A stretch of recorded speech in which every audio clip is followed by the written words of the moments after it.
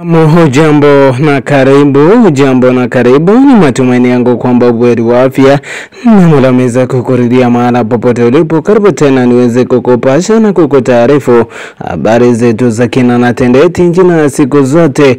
Wananiita Martin Mo.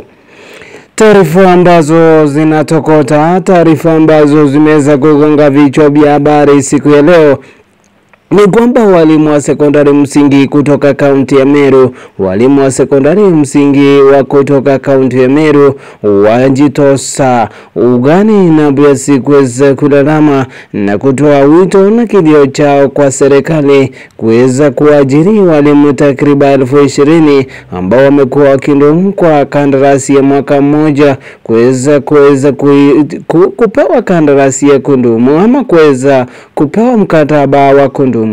Walimu hao hivyo basi siku ya leo waliweza kujitokeza katika mji mkuu wa Meru na kuweza kutoa lalama zao na kuweza kupeleka matakwa yao ama kuweza kufika katika afisi zinazohusika na masuala ya kuajiri walimu, wakiomba tume ya kuajiri walimu TSC kuweza kusikia kilio chao na kuwapa mkataba wa kudumu. Walimu hao wakilia na kutoa lalama kwa wakisema kwamba kulingana na hali ya uchumi ilivyo hivi sasa nchini Kenya, ni makosa na matusi kwa mwalimu kulipwa shilingi 17,000 kutokana na hali ya uchumi ilivyo, wakisema kwamba wao ni walimu ambao wamehitimu na wengi wao wamekuwa nje kwa takriban miaka mingi kuweza kuingia katika nyanja ya walimu, na hivyo basi kulipwa takriban kitita cha 17,000 ni kama matusi kwao.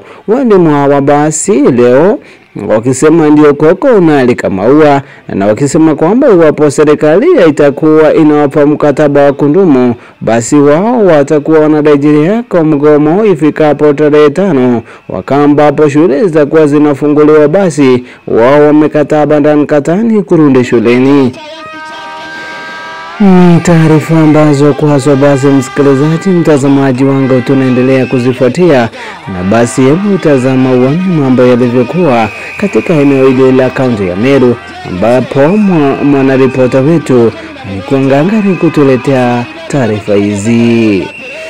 Basi usikose kusubscribe, kulike, comment na kushare ifikapo mwisho.